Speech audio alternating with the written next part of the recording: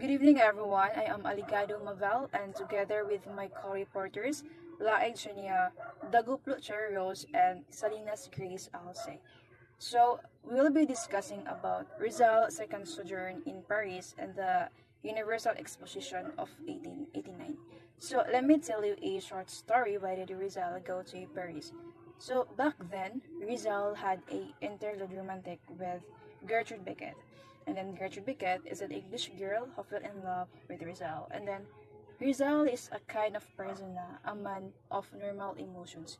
So as their flirtation was so fast approaching, Rizal suddenly realized that he could not marry Gertrude Beckett because he had a mission to fulfill in life. So Rizal decided to go away and left Gertrude Beckett so that Gertrude Beckett may forget him. So Rizal bade goodbye to Gertrude Beckett and left London to Paris. So before we proceed to our topic, let's first define the words sojourn and world exposition. So as per definition of the Merriam-Webster's dictionary, the word sojourn was defined as a temporary stay, while a world's fair World Exposition or Universal Exposition, which is sometimes called Expo for short, is a large international exhibition designed to showcase achievements of nations. So to start off, the Exposition Universal of 1889 was a World's Fair held in Paris, France, dating from 6th of May to 31st of October in the same year. So it was held during the year of the 100th anniversary of the storming of Bastille, which is an event considered symbolic of the beginning of the French Revolution. So in this time era, the annotated edition of Morga Sucesus was published, and also the three Filipino societies, namely the Kidlat Club, Indios Bravos, and the RDLM was founded, and also the Rote por Telefono. In March 1889, it was extremely difficult for a visitor to find living quarters in Paris because the Universal Exposition, um, which was scheduled to open in May 6, 1889, attracted thousands of tourists. So, with that, with the huge number of foreigners and people from across nations, doesn't equate with the number of quarters in Paris. So the cost of living was very high that time because the French landlords are taking advantage of the upcoming event. So that's why Jose Rizal really had that feeling of disgust towards those French landlords. And fortunately, um, during his short stay in Paris, Rizal had lived with Valentin Ventura, his friend, at the address of number 45 Rue Mabuj, where he polished his annotated edition of Morga's book. After that, he transferred his residence several times, and finally he lived in a little room together um, with two Filipinos, namely Capitan Justo Trinidad, which is a former gobernadorcillo of Santa Ana, Manila, and Jose Albert, a young student from Manila and a refugee from Spanish tyranny. So to move forward, Rizal's life in Paris rather, so he used most of his time in reading room of the Bibliothèque Nationale or the National Library, checking up his historical annotations on Morga's book. So he also write letters to his family and friends there.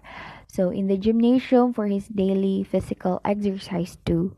So in his spare hours, Rizal used to dine at the homes of the Taveras, the Venturas, the Bustads, and the Lunas.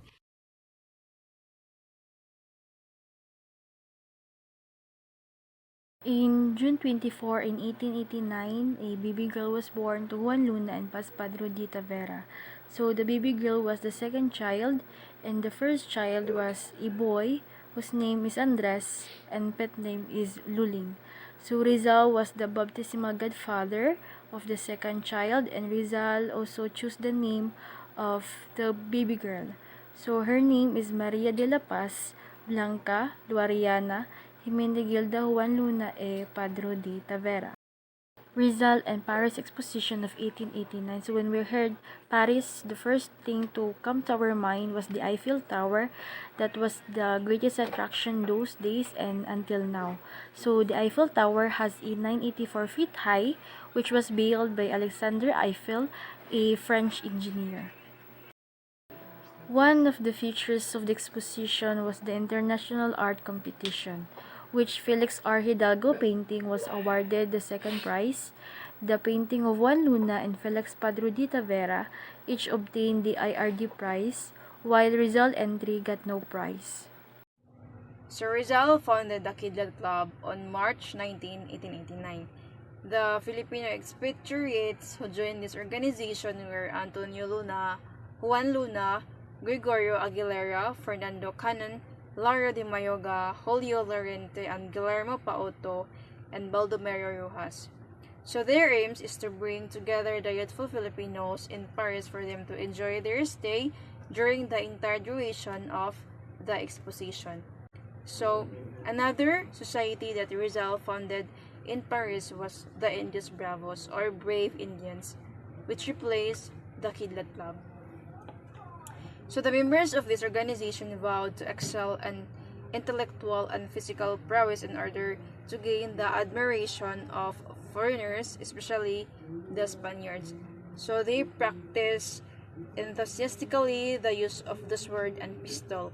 So Rizal, on his part, he instructed them on Jodo, the Japanese art of self-defense. So, in addition to the aforementioned Society of Filipino Patriots, Rizal founded the Sociedad RDLM, or Redention de los Malayos. So, the members of this organization were Gregorio Aguilera, Jose M. Basa, Julio Lorieto, and Marcelo H. del Pilar, Mariano Ponce, Baldomero Rojas, and Father Jose Marie Chanco. So, it aims as a secret society was the propagation of all useful knowledge in the Philippines. Another aim of this organization, based on its acronym, was the retention of the Malay race. So this secret society was only mentioned in two letters. So Rizal letter to Jose Marie Basa in Paris on November 21, 1889, and Rizal letter to Marcelo H. del Pilar in Paris on November 4, 1889. Next is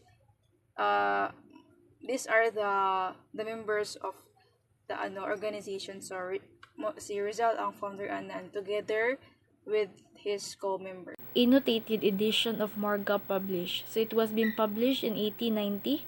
The prologue was written by Professor Blumentritt. So there are two things that reveals the Rizal error. So the first error is Rizal commit the error of many historians in appraising the event of the past in the light of the present standard. And the second is the attack of Catholicism. So Rizal dedicated this new album or new edition of Morga to the Filipino people so that they would know of their glorious past. His dedication is as to follow. Born and reared in ignorance of our past like almost all of you, without the voice nor authority to speak of what we have not seen nor studied, I deem it necessary to evoke the testimony of the illustrious Spaniard who controlled the destiny of the Philippines at the beginning of its new era and personally witnessed the last days of our ancient nationality.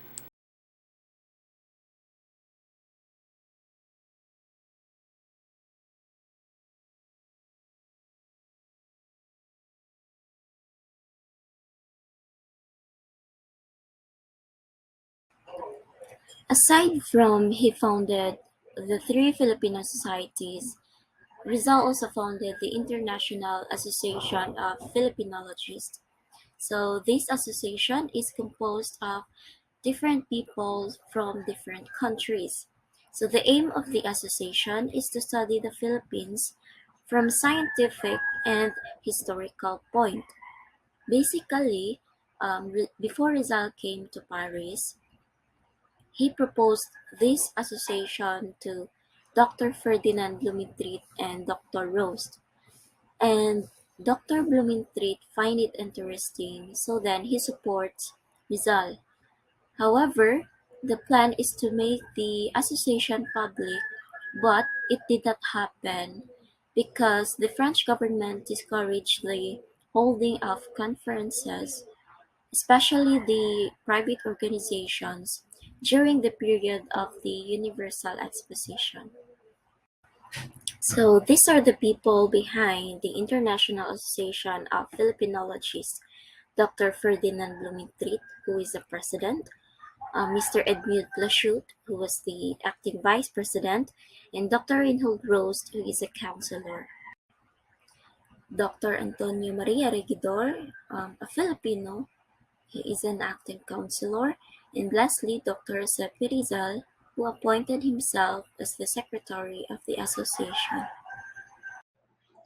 The project for Filipino College in Hong Kong. So this was initiated by Dr. Jose Rizal while he was in Paris, and it aims to train and educate the man of good family in accordance with the demand of modern times and circumstances.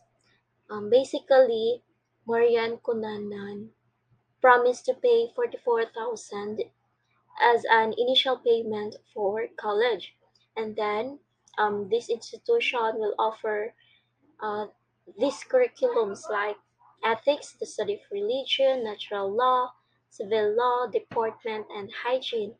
As for the core subject, it offers mathematics, physics and chemistry, natural history, geography, and political economy. As for the history, they offer universal history, Philippine history, logic, rhetoric, and poetics. Aside from the following, no, they also offer languages such as Spanish, English, French, German, Chinese, and Tagalog. They also offer sports like gymnastics, equitation, fencing, swimming, music, drawing, and dancing. However, this project did not materialize.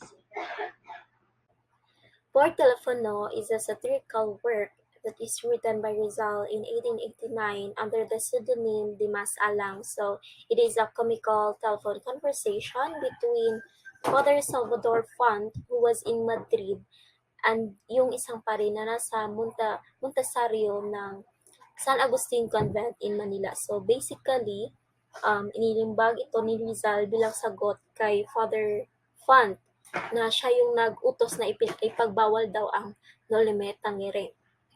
Dito rin inilahad ni Rizal kung saan inilarawan niya ang pamumuhay ng mga praile at kung paano sila magpasalamat sa mga donasyon na natatanggap nila mula sa mga ilustrado. Christmas in Paris. So, in December 25, in 1889, was a wintry day in Paris. Rizal, together with Jose Albert and Capitan Justo Trinidad, planned to have a Christmas dinner. So, this Christmas dinner was proved to be Rizal's last Christmas dinner in Paris. So, shortly after New Year, Rizal made a brief visit to London. So, the biographer do not know the purpose of his visit, but it has two reasons. First is to check up his annotated edition of Morga Sucesos with the original copy in the British Museum, and the second is to see Gertrude Beckett for the last time. By the middle of January 1890, he was back in Paris. He complained of a terrible headache because at that time an epidemic of influenza was raging in Europe, but fortunately, Rizal was not sick with the flu.